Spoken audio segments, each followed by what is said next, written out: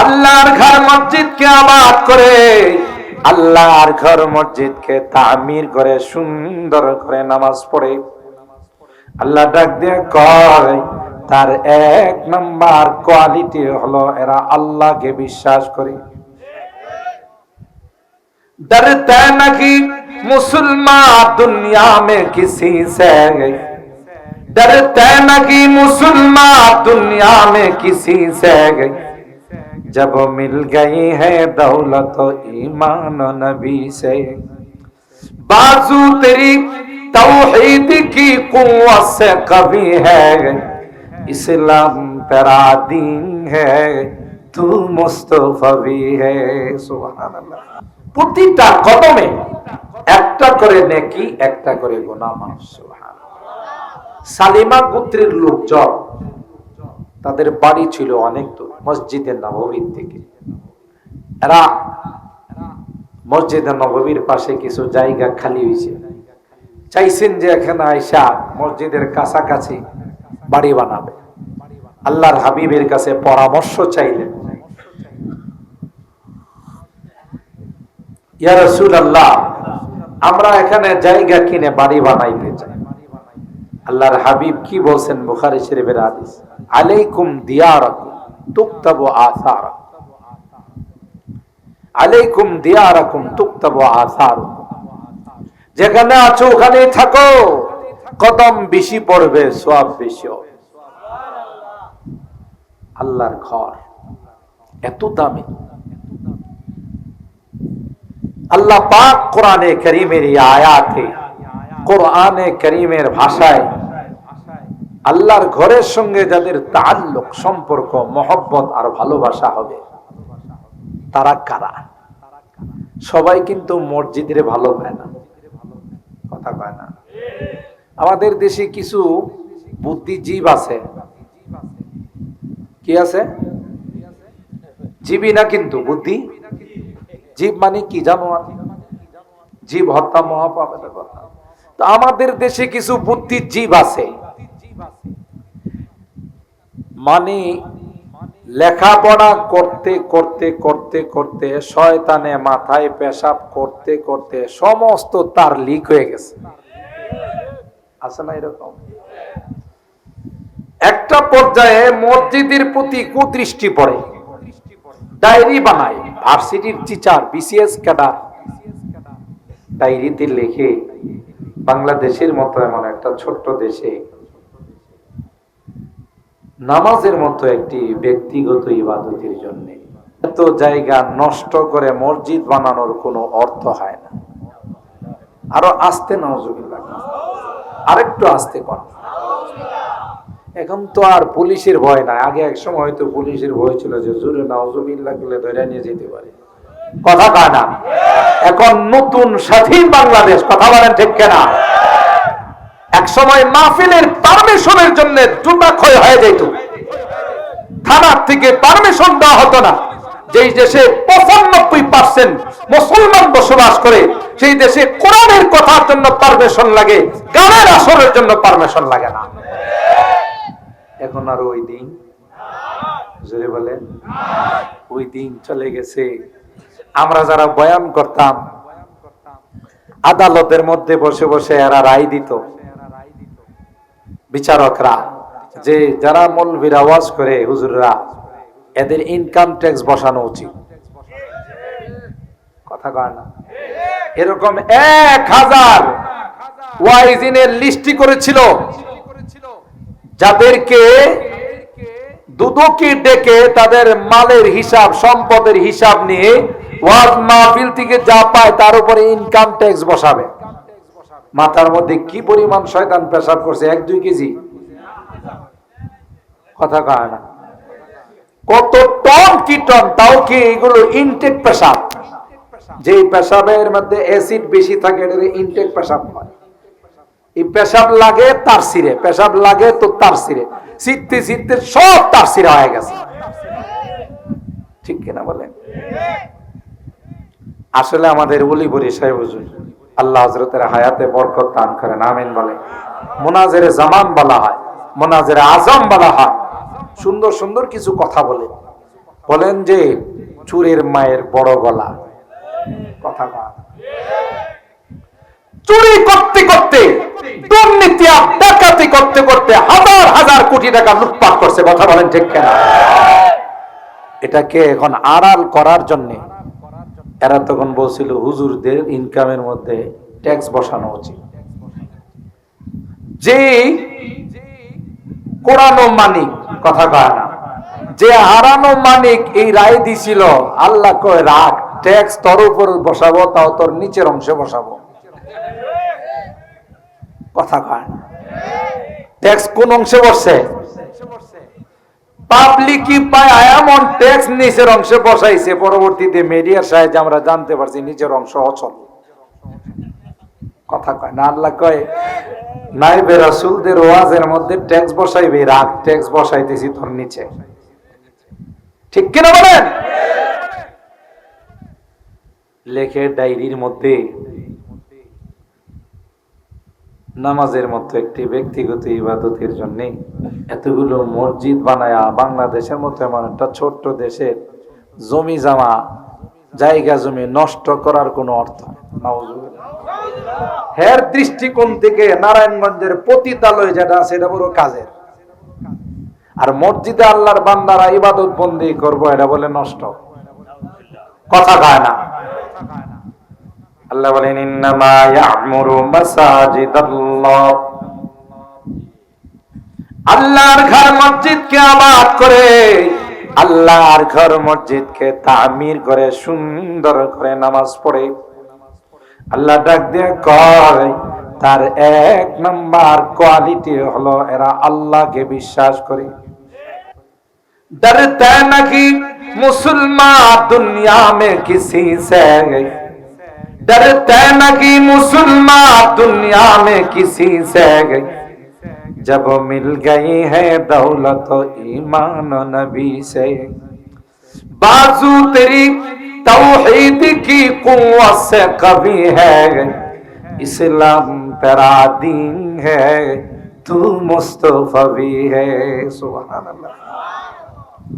আল্লাহ বলেন ঈমানদার যারা হয়, আল্লাহকে যারা বিশ্বাস করে, আল্লাহকে যারা সিজদা দেয়, কোন মূর্তি দেবতার সামনে মাথা নত করে না, কোন ল্যাংটাসার মাজারে যায় না, কোন বদনাসার মাজারে যায় না, কোন খেতাসার মাজারে যায় না, কথা কয় না। পীরে যে বদনা ব্যবহার করত, পীর মারা যাওয়ার পর বদনারে দাফন করে মাজার বানাইছে, ওই মাজারের নাম হয়ে গেছে বদনাসার মাজার। পীরের বাড়িতে যে কুকুর থাকতো, ওই কুকুর মারা যাওয়ার পর দাফন করছে, মাজারের নাম হয়ে গেছে কুত্তাসার মাজার, কথা কয় না। এর মাটিতে লক্ষ লক্ষ আল্লাহর ওলি শুয়ে আছেন, তাই তো এদেশে ভূমিকম্প এসে চলে যায়, এদেশে ঘূর্ণিঝড় আসে না, সাইক্লোন সিডর আসে না, মহাসেন নার্গিস আসে না, এদেশে ঘূর্ণিঝড় আসে চলে যায়, ভূমিকম্প দেখা দিয়ে চলে যায়। ভূমিকম্পরে জিজ্ঞাসা করলে আসছিলা কেন, চলে গেলাম? ভূমিকম্প ডাক দেয়া কয় তোরা জানিস না, কোটি কোটি কচি কাঁচা বাচ্চারা, কোরআনের পাখিরা, তোরা যখন ঘুমাই থাকিস রে, তখন এরা আল্লাহর কালাম তিলাওয়াত করতে থাকে। আজকে গোটা বিশ্বের মধ্যে বাংলাদেশকে কোরআনের দেশ বলা হয়।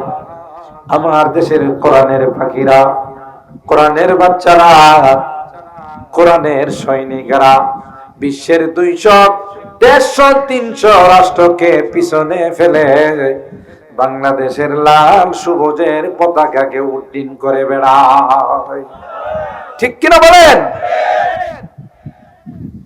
पारा जिसकी लहम से तूरे खुदा होने को है, पारा जिसकी लहम से तूरे खुदा होने को है जिससे खाशियान मुतसद्दिआन होने को है ওই কালাম যে কালাম শরবত গ্রহণ করে না আল্লাহ আমাদেরকে বললেন নিবানি রে আমার কালাম যদি গ্রহণ করো রে জান্নাতে যাবে আর যদি গ্রহণ করতে না পারো জাহান্নামে যাবে বলতে দেরি হয় আমরা কালামকে সিনার সঙ্গে জড়াইতে দেরি হয় না আল্লাহ মহব্বতের দুইটা গালি আমাদেরকে দিয়েছে একটা গালি হলো ইন্নাহু কানা যালুমান জাহুলা তোরা তো জালেম তোরা তো জাহেল মূর্খ এটা গালি নয় রে এটা হলো মহব্বতের আদর ঠিক কিনা বলে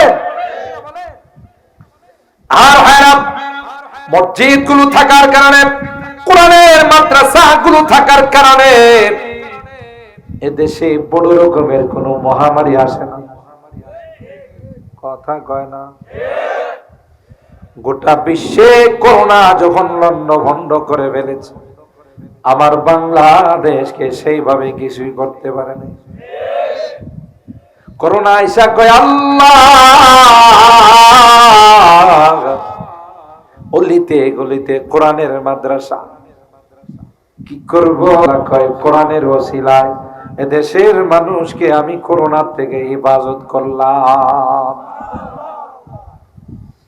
আল্লাহ বলেন ইন্নামা ইয়ামুরু মাসাজিদাল্লাহ মান আমানা বিল্লাহ আল্লাহকে যারা বিশ্বাস আল্লাহর একত্ববাদকে যারা স্বীকার করে সিজদা দে কপাল ঠেকাই তো আল্লাহর কুদরতি পায়ে ঠেকা কোন গায়রুল্লাহর লেন্টাসার কবরে গিয়ে মাথা ঠেকায় না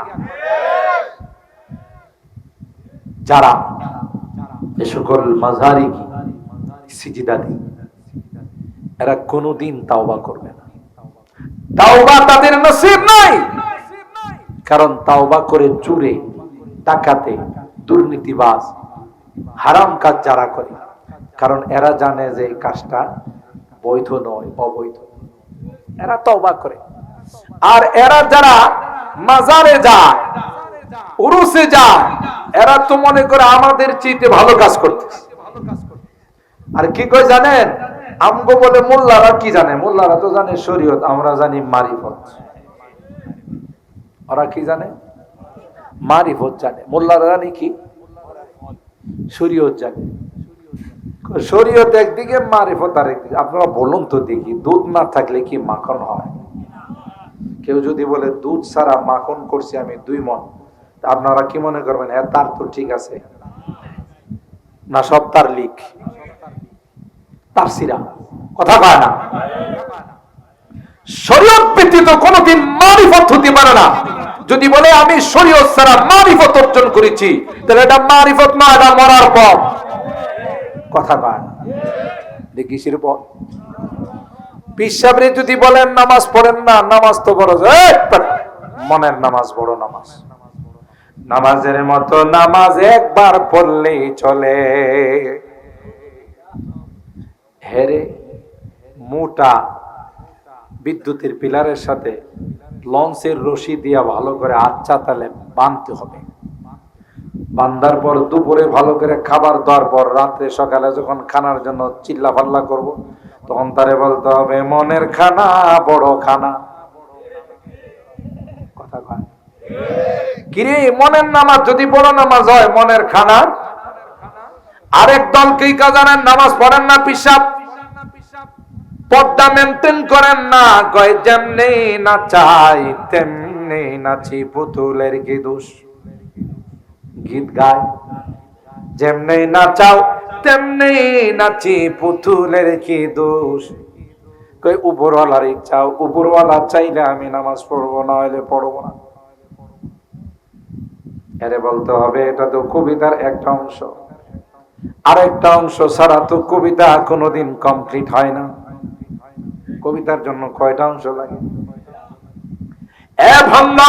একটা অংশ তুমি দুনিয়াতে পড়েছ আরেকটা অংশ যখন তুমি কবরে যাইবা, আল্লাহ ফেরেশতা পাঠাবে রে, যে ফেরেশতা অন্ধ হবে, বধির হবে, পায়রা হবে, তোমার কান্নার আওয়াজ শুনবে না, ওকে আচ্ছা তাহলে পিটাও। আর ওই যে কবিতার একটা অংশ বলছিল, আরেকটা অংশ তার সঙ্গে লাগায়া জোরে জোরে পিটাও। ফেরেশতারা তখন বলবে, যেমনি নাচাও তেমনি নাচি, পুতুলের কি দোষ, যেমনি হুকুম তেমনি পিটাই, ফেরেশতার কি দোষ। পিটাই কার হুকুমে? যেমনি হুকুম তেমনি পিটাই, ফেরেশতার কি দোষ। কথা কয় না। তখন বুঝবে তোর কবিতার মজা কত। ভণ্ডামি ছাড়ার জায়গা, সকল ভণ্ডদের থেকে দূরে থাকতে হবে। কথা বল। আল্লাহ নবী বলেছেন, ফাইয়াকুম ওয়াইয়াহুম, তোমরা তাদের কাছে যাবে না, তাদেরকেও তোমাদের কাছে আসতে দিবে না। এরা ইমামের ডাকা, এরা আমার আপনার আমলের ডাকা, ঠিক কিনা বলেন? আল্লাহ বলেন, ইন্নামা ইয়ামুরু মাসাজিদাল্লাহ মান আমানা বিল্লাহ, যারা আল্লাহকে বিশ্বাস করে, আল্লাহর একত্ববাদকে বিশ্বাস করে, যারা মনে করে সর্বময় ক্ষমতার মালিককে। আরো জোরে বলে। আমাদের দেশের নেতা নেত্রীরা যারা রাজনীতি করে, এরা দেখবেন কোন সেমিনারে গেলে, সমাবেশে গেলে প্রথমেই একটা কুফরি কথা কয়া ফেলায়, কি সর্বময় ক্ষমতার মালিক হলো জনগণ। কয় না? কয় না? আপনারা জনগণ সর্বময় ক্ষমতার মালিক, নাউজুবিল্লাহ বলেন। বলতে হবে সর্বময় ক্ষমতার মালিককে, যেই মালিকই 15 বছরের ক্ষমতা 15 দিনের মধ্যে অল ডিলিট করে দেয়। আল্লাহ আলেম ওলামাদেরকে ডাক দেন, গ্রিক দেবীর বিরুদ্ধে আন্দোলন করার কারণে তোরা হাজার হাজার আলেম জেলখানায় ঢুকছস, আয়না ঘরে গেছ, আরো কত রকমের নির্যাতনের শিকার হয়েছ। এ আলেম সবর কর, ধৈর্য ধারণ কর, এমন একদিন আসবে গোটা একদিনের মধ্যে গোটা বাংলাদেশের সব মূর্তি পরিষ্কার হয়ে যাবে। কথা বল ঠিক কিনা? কে করছে? কুলিল্লাহুম্মা মালিকাল মুলক তুতিল মুলকা মান তাশা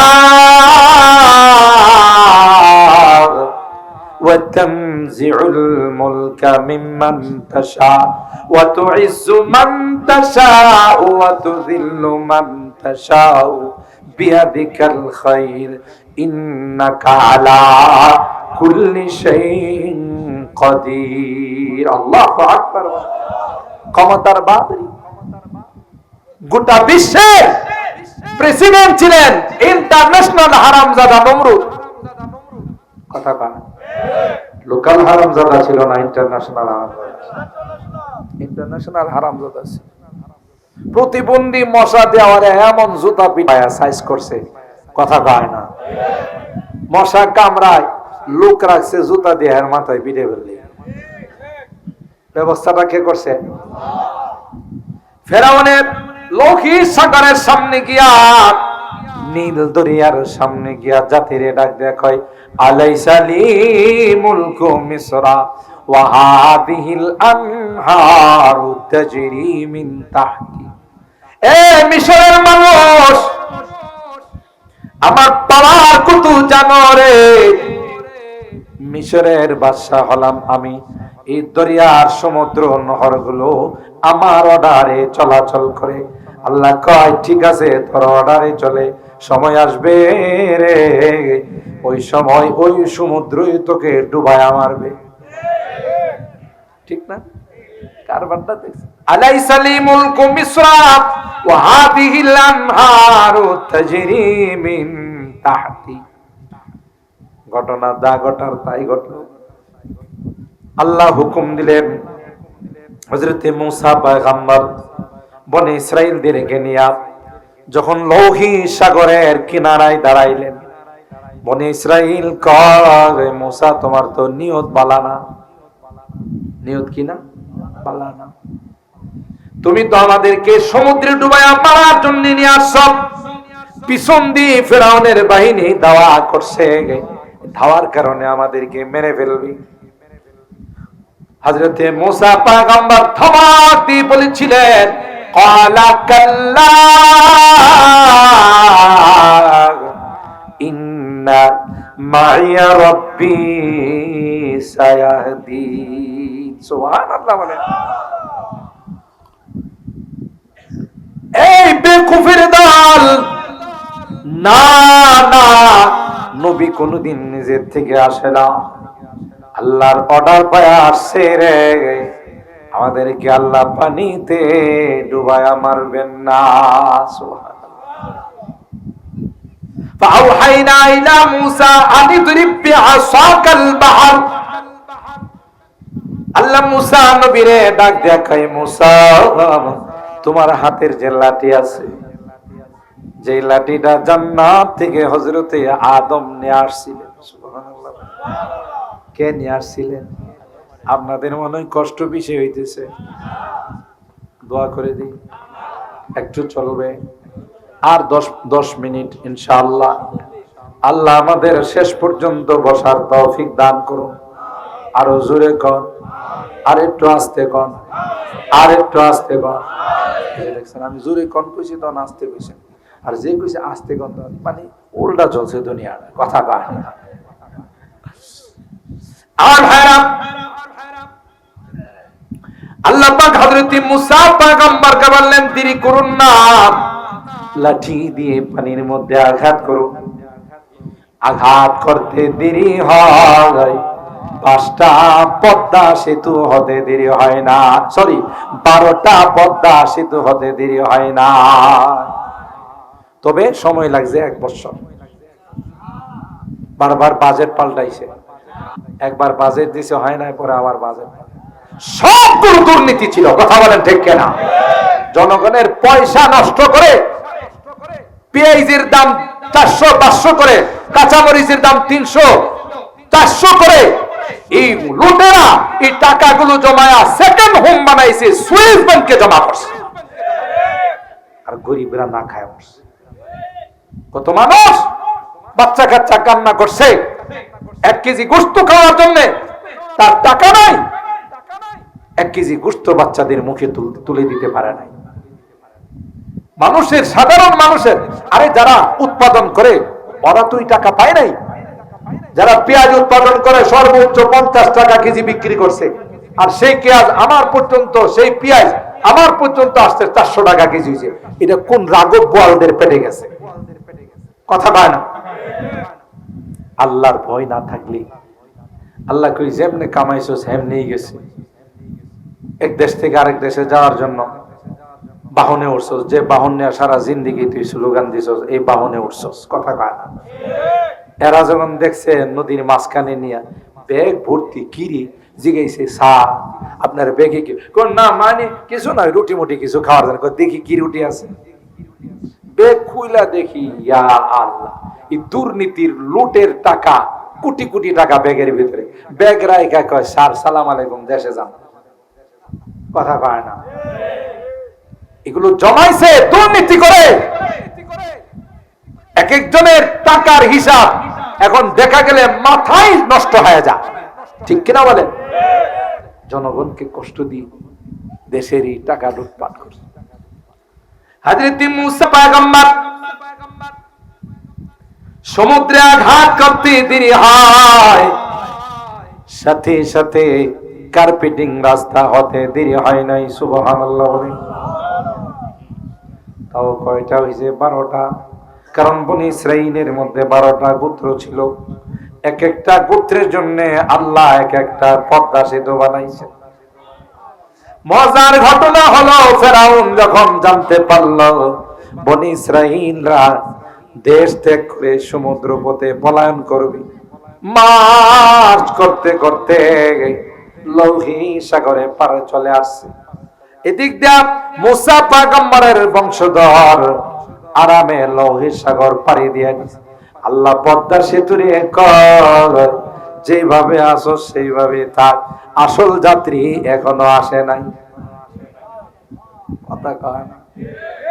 আর খবিশের বিশ্ব সন্ত্রাস ফেরাউন, আমি অনেক বয়ানে বলি, ক্ষমতা টিকে রাখার জন্য, ক্ষমতায় বসে থাকার জন্য যারা মানুষকে গুম খুন করে, হত্যা করে, গুলি চালায়া মানুষকে শেষ করে দেয়, টেস্ট করলে দেখা যাবে তাদের ব্লাডের মধ্যে ফেরাউনের ব্লাড ঢুকে আছে।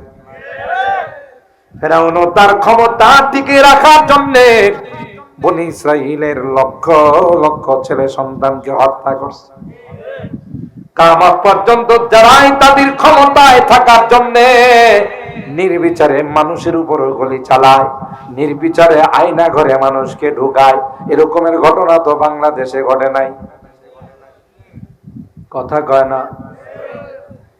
বোঝা গেল তাদের সঙ্গেও কোনো না কোনো ভাবে ফেরাউনের কানেকশন। কথা কয় না।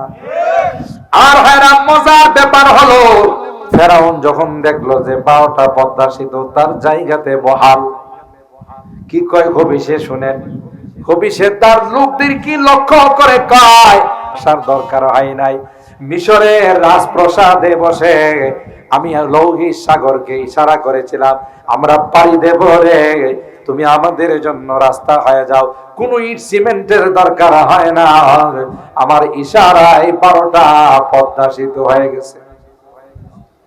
এর ইশারা হয়েছে। আল্লাহ কয় ঠিক আছে, তোর ইশারা হয়েছে, তোর সেতুতে তুই একটু ঢুক।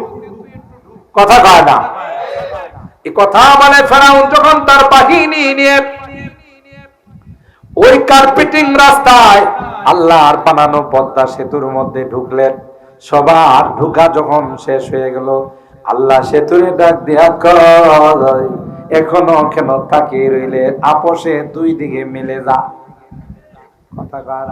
গতাগত সেতুগুলো ভেঙে চুরমার হয়ে যায়। ফেরাউন এবং তার বাহিনী পানিতে ডুবতে লাগলো। এবার ফেরাউন আল্লাহরে ডাক দিয়া কয়, আল্লাহ আমি কিন্তু একজন পাক্কা মুসলমান। কারে কয়? আল্লাহ কয় এতদিন কি করছিলে? কয় আল্লাহ তুমিও ব্যস্ত আমিও ব্যস্ত, তোমারে বলার সুযোগ পাই নাই, কিন্তু এখন বলতেছি আল্লাহ আমানতু বিল্লাহিল্লাযী আমানাত বিহি বানু ইসরাঈল ওয়া আনা মিনাল মুসলিমিন। শুধু ফেরাউন নয়, দাদা নরেন্দ্র মোদী আমার মুসলমানদেরকে জবাই করে, এই দাদাও কিন্তু মৃত্যুর সময় কইব হরে কৃষ্ণ হরে রাম ভগবান সব বাদ। কথা কয় না। কালিমা, দুর্গা মা, অমুক মা, তমুক মা সব বাদ। আল্লাহ তোমাকে বিশ্বাস করে নিলাম। আল্লাহ ডাক দিয়া বলবে আকাটা এখন কইলে কোনো লাভ নাই। কথা কয় না। বলার সময় যখন বললি না, এখন বললে কোনো লাভ নাই। রোনে কে ওয়াক্ত জব রোয়া नहीं, रोने के वक्त जब रोया, वक्त जाने के बाद रोने से कुछ फायदा नहीं। কান্নার সময় কানলে লাভ হয়, সময় চলে গেলে কান্না করলে কোনো লাভ। বিশ্বের যত পাওয়ারফুল রাষ্ট্রপতি বলেন, চায়নার শি জিনপিং বলেন, কথা বলেন ঠিক, রাশিয়ার ভ্লাদিমির পুতিন বলেন, মায়ানমারের ওয়াং সাং সুচি বলেন, কথা বলেন ঠিক, নাম দেখছেন কত সুন্দর, নাকও বাঁকা করতে হয়, মুখও বাঁকা করতে। আর আমাদের নাম কত সুন্দর, আতাউল্লাহ, আব্দুল্লাহ, আব্দুর রহমান, আব্দুল কাদের, কথা বলেন ঠিক কেনা। আর ওদের এক একটা নাম, নাম কি শি জিনপিং, ঠিক না? তোমার নাম কি? আমার নাম হলো ওয়াং সাং সুচি।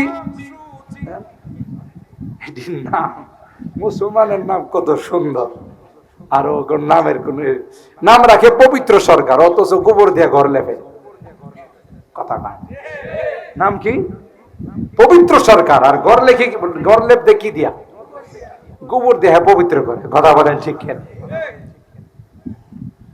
যতই বাহাদুর হোক, যারা মুসলমানদের বিরুদ্ধে ষড়যন্ত্রে লিপ্ত হয়ে যায়, মৃত্যুর সময় যখন মালাকুল মউত দেখে ফেলবে, তখন বলবে আমানতু বিল্লাহিল্লাযী আমানাত বিহি বানু ইসরাঈল। আল্লাহ ডাক দেয় ফালাম ইয়াকু ইয়ানফাউহুম ঈমানুহুম লাম্মা রাআউ বাসানা। আল্লাহ কয় শেষ সময়ে যদি ঈমান আনে, কারো ঈমান কবুল হবে না। ঠিক কিনা বলেন আমার ভাইরা? এক নাম্বার কোয়ালিটি হলো মান আমানা বিল্লাহ, যারা আল্লাহকে বিশ্বাস করে এরা মসজিদে গিয়ে নামাজ পড়লে নামাজের মজা পায়। এক শ্রেণীর মুসল্লি আছে, দেখবেন ইমাম সাহেব হুজুর যখন নামাজ পড়ায়া ছাড়ে, যখন মাগরিবের নামাজ পড়া শেষ করে, এশারের নামাজ শেষ করে, ফজরের নামাজ শেষ করে, হুজুর এত তাড়াতাড়ি শেষ করে ফেলে, আপনার তিলাওয়াত না হুজুর এমন মজা লাগতেছে, আরো যদি আধা ঘন্টা দাঁড়িয়ে থাকতেন মজাই লাগতো। আবার আরেক শ্রেণীর মুসল্লি আছে, হুজুর পিছনে যে কয়েকজন মুসল্লি আমরা ছিলাম, এটা কি আপনার মনে আসেনি? কথা কয় মানে কারাত্রা একটু কিছে, হ্যাঁ কি কয় হুজুর, আমরাও তো আপনার পিছনে নামাজ আছে না, আমার মনে আমরা যে আছি আপনার মনেই নেই। তার মানে এর কষ্ট হয়ে গেছে, কি হয়েছে বুঝা গেল? যারা ইমানদার, পাক্কা ইমানদার মসজিদে গেলে মজা পায়। যাকাতামাল ঈমান মান রাজিয়া বিল্লাহি রাব্বা ওয়া বিল ইসলামি দীনা ওয়া বি মুহাম্মাদিন নাবিয়্যা ওয়া রাসূলা। তো যাকাতুল ঈমান আই ইস্তিলজাজুত তাআত ওয়া তাহাম্মুলুল মুশাক। নামাজে দাঁড়াইলে মনে হয় আল্লাহর সামনে দাঁড়াইছিস। দেখেন না রমজান মাস আসতেছে, হাফেজ সাহেব যদি রমজানের তারাবিতে একটু দেরি করে, মুসল্লিরা ডাইকা কয় হাফেজ সাহেব তারাবি কারে কয় তুমি জানো নি? হাফেজ সাহেব কয় না জানি না। কয় তারাবি মানে হলো তাড়াতাড়ি। তারাবি মানে কি? হাফেজ সাহেব তুমি আসলে তারাবির অর্থ জানো না, তাই 1.5 ঘন্টা লাগাইছো। তারাবি মানে হলো তাড়াতাড়ি তুমি শুরু করবা। আলহামদুলিল্লাহি রাব্বিল আলামিন গায়রুল মাগদুবি আলাইহিম ওয়া আলাইহিম আমিন। আল্লাহ ইয়ামালুন তামালুন আল্লাহ। কারণ কোরআনের তিলাওয়াত তার মজা লাগে না, কথা কয় না? আর আল্লাহর বান্দারা যারা ঈমানের স্বাদ পাইছে, হায় হায় মসজিদে আসলে ঘরে যাইতে চায় না, কারণ যতই মসজিদে থাকে ততই মজা লাগে। आई खासा है खासा ने रसूल वक्त दुआ है, आई खासा है खासा ने रसूल वक्त दुआ है, उम्मत पे तेरी आके अजब वक्त पड़ा है। ये दिन बड़ी शान से निकला था वतन से, ये दिन बड़ी शान से निकला था वतन से, परदेश में वो आज गरीबुल गुराबा है, परदेश में वो आज गरीबुल गुराबा है। আল্লাহু আকবার। আজকে ইমাম আমাদের কাছে পর বেগানা, অথচ এই ইমাম, এই ইসলাম তার শান শওকত নিয়ে আমাদের মাঝে আসছে। এজন্য আল্লাহর হাবিব বলেন একটা সময় আসবে লা ইয়াবকা মিনাল ইসলামি ইল্লা ইসমু, শুধু ইসলামের নাম থাকবে, ওয়ালা ইয়াবকা মিনাল কুরআনি ইল্লা রাসমু, কোরআনে শুধু আয়াতগুলো থাকবে। দেখতে দেখতে মনে হবে কোরআন, দেখতে মনে হবে মসজিদ, কিন্তু আসলে তার মধ্যে মুসল্লি আসবে, একজন মুসল্লির মধ্যে হেদায়েত থাকবে না। মাসাজিদুহুম বলুন তো দেখি আল্লাহর নবীর বাণী বর্তমানে সত্যায়িত হয়েছে কিনা, বাস্তবায়ন হয়েছে কিনা? সুন্দর সুন্দর করে মসজিদ বানানোর প্রতিযোগিতা হয়, অমুক পাড়ার মসজিদ টাইলস লাগাইছে, আমরা মার্বেল লাগাবো, কথা কয় না। অমুক পাড়ার মসজিদের উজুখানা সুন্দর করছে, তার চেয়ে এটা আমরা আরো বেশি সুন্দর করব। কোন কোন মসজিদ আছে ফজরের নামাজের সময় ইমাম সাহেব মুয়াজ্জিন ছাড়া কারো পাওয়া যায় না, কথা কয় না।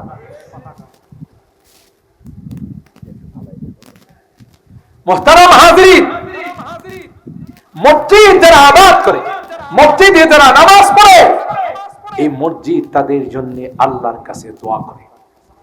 আর আসছে সুবহানাল্লাহ, মসজিদ আল্লাহর কাছে বলে, আল্লাহ তোমার বান্দা 5 ওয়াক্ত নামাজ পড়ে আমাকে আবাদ করছে, আমাকে হেফাজত করছে রে, তাই তার জন্য আমি দোয়া করলাম, তাকে জান্নাতের মধ্যে দিয়া তুমি হেফাজত করো। নামাজ যখন কেউ সুন্দর করে পড়ে, নামাজ কিন্তু 2 রকমের হয়। যেমন সবে বরাত, সবে কদর আসলে আমার যুবকরা, কলেজার টুকরা যুবকরা এদিন বিকাল থেকে মসজিদে যাওয়া শুরু করে দেয়, কথা কয় না। মসজিদে গিয়ে নামাজের উপর নামাজ, মাঝে মধ্যে 50 রাকাত 100 রাকাত শেষ কইরা হুজুরের কাছে এসে কই, হুজুর 100 কমপ্লিট করে ফেলাইছি। কত? 100 রাকাত কমপ্লিট করে ফেলাইছি বাবা, আর কত পড়বা? আরো 100 পড়ার নিয়ত আছে। তাইলে বুঝেন এই সময়ের মধ্যে 100 রাকাত পড়ছে, কি পরিমাণ সূরা কেরাত পড়ছে, কথা কয় না। নামাজ যদি সুন্দর করে পড়া হয়, ওই নামাজ নামাজি ব্যক্তির জন্য দোয়া করে, হাফিজাকাল্লাহ কামা হাফিজতানি, বাবা তুই আমাকে এত সুন্দর করলি, আল্লাহ তোকে হেফাজত করো।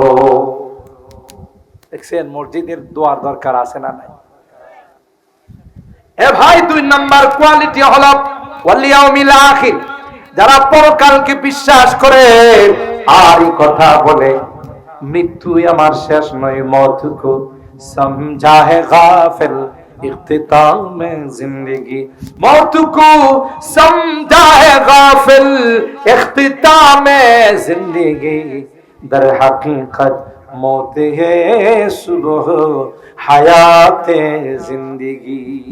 মৃত্যুর দ্বারা তোমার জিন্দেগির ইতি টানা হয় নাই, বরং অনন্ত অসীম কালের জিন্দেগির সূচনা হয় গেল, ঠিক কিনা বলেন? পরকালকে যারা বিশ্বাস করে, কবরকে যারা বিশ্বাস করে, পুনরুত্থান, মারা যাব, মাটিতে মিশে যাব, কিসের আবার পুনরুত্থান? অথচ আল্লাহ কোরআনে কয়, মিনহা খালাকনাকুম ওয়া ফিহা নুঈদুকুম ওয়া মিনহা নুখরিজুকুম তারাতান উখরা। এই মাটি দিয়ে বানাইছি, আবার এখানেই তোমাদেরকে দাফন করলাম, এখান থেকে পুনরায় আমার কাছে তোমাদেরকে নিয়ে আসবো, ঠিক কিনা বলেন? আমরা মৃত ব্যক্তির কবরে মাটি দেওয়ার সময় এই দোয়া পড়ি না?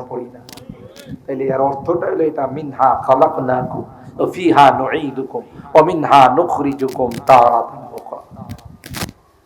পরকালকে যারা বিশ্বাস করে, 3 নাম্বার কোয়ালিটি হলো ওয়া আকামাস সালাত, যারা নামাজ কায়েম করে, শুধু নিজেরাই নামাজ পড়ে না, পরিবারকে নিয়ে নামাজ পড়ে।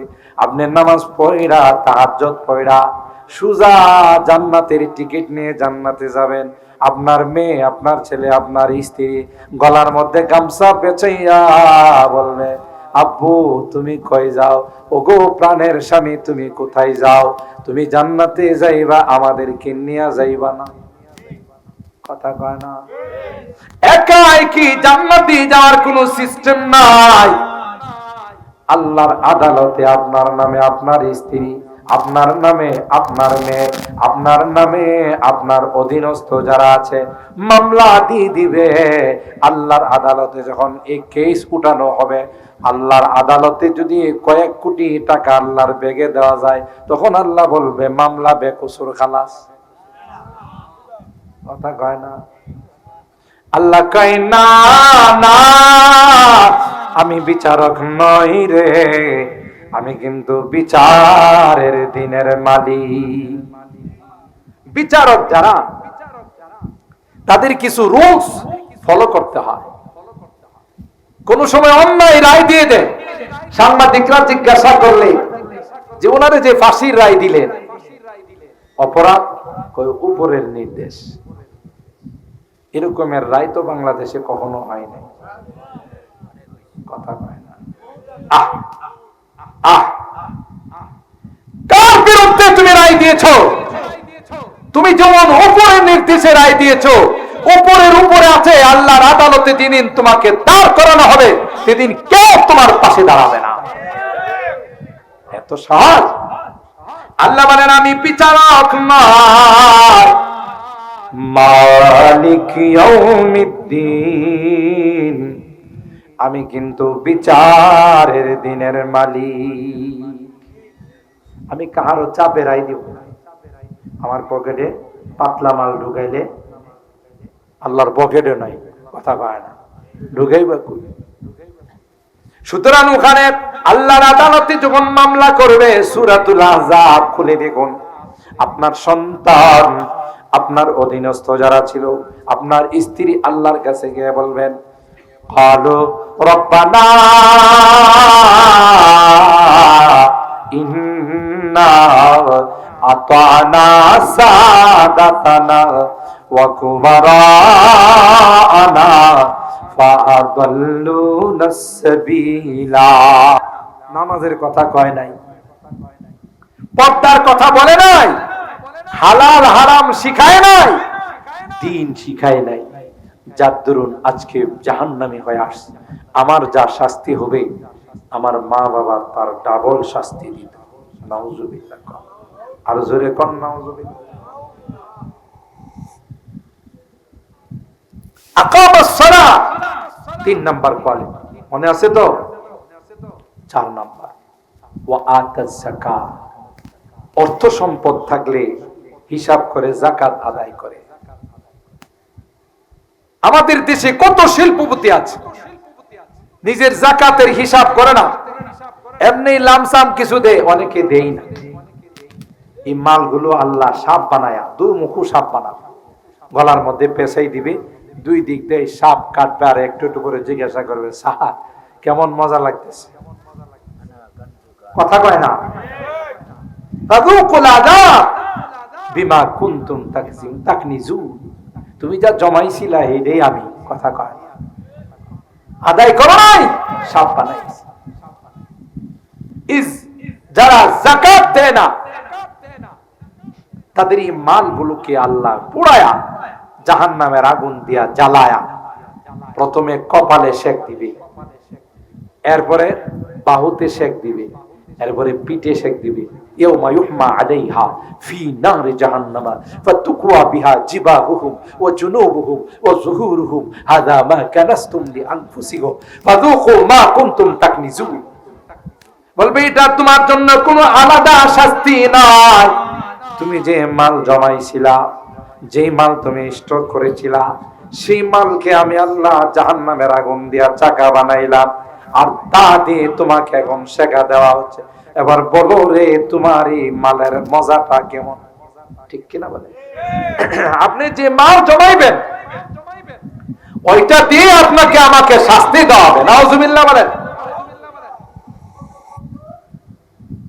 আমার ভাইরা, শেষ কোয়ালিটি আল্লাহ বলেন ওয়ালাম ইয়াখশা ইল্লাল্লাহ,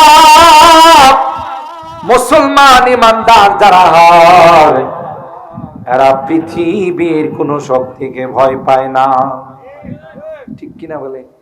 ডরতে নাহি মুসলমান দুনিয়া মে কিসি সে গে, ডরতে নাহি মুসলমান দুনিয়া মে কিসি সে গে, जब मिल गई है दौलत ईमान नबी से। মুসলমান ইমানদার আল্লাহর একত্ববাদ যখন তার কলবের মধ্যে জায়গা করে দিয়েছে, এই ইমানদার পৃথিবীর কাউকে ভয় পায় না। बाजू तेरी तौहीद की कुव्वत से कवी है, बाजू तेरी तौहीद की कुव्वत से कवी है, इस्लाम तेरा दीन है तू मुस्तफवी है। তোমার আবার কিসের ভয় যে তোমার ভিতরে তুমি ইমামের দৌলত আমানত রেখে দিয়েছো, তোমার কোনো ভয় নেই, তুমি তো মুহাম্মদে মুস্তাফা সাল্লাল্লাহু আলাইহি ওয়াসাল্লামের প্যারা উম্মত। সুবহানাল্লাহ। ওয়া আসা উলাইকা আইয়াকুনু মিনাল মুহতাদি।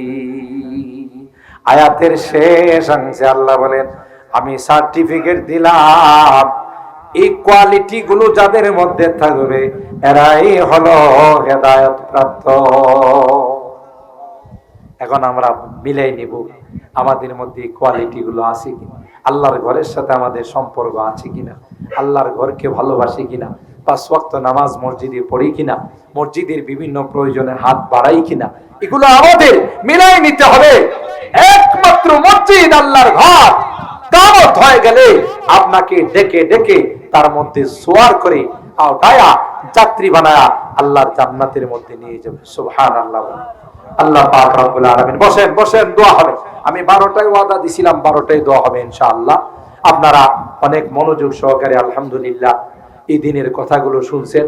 আজকের মসজিদকে কেন্দ্র করে এই মাহফিলে বুজুর্গ উলামায়ে কেরাম যা আলোচনা করেছেন, আমরা এই পর্যন্ত যত আলোচনা শুনলাম, আল্লাহ পাক এর উপর আমাদের আমল করার তৌফিক দান করুন। আল্লাহর ঘর মসজিদের যত জরুরত